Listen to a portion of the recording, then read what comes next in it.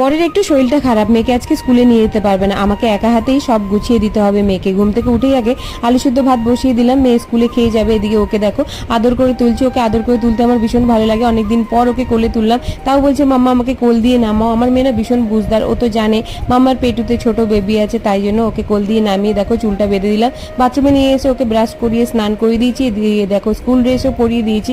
স্কুলের প্রজেক্ট ছিল সেগুলোতে সাইন করার ছিল, ওর পাপা করেনি বলে আমি করে দিলাম। আমি একটু জল খেয়ে নিলাম, হাঁপিয়ে গেছিলাম, মেয়েকেও একটু জল দিয়ে দিলাম। তারপর দেখো ওর টিফিন ভরে দিলাম। ওর পাপা যদি সুস্থ থাকতো টিফিন বক্স ওয়াটার বোতল সব ওর পাপাই ভরে দিত। তারপর দেখো মেয়ের চুলটা বেঁধে দিয়ে আমি ওকে খাইয়ে জুতো মোজা পরিয়ে দিলাম। এদিকে স্টাইল করে দেখো সানগ্লাসটা পরছে, বাইরে ভীষণ রোদ্দুর।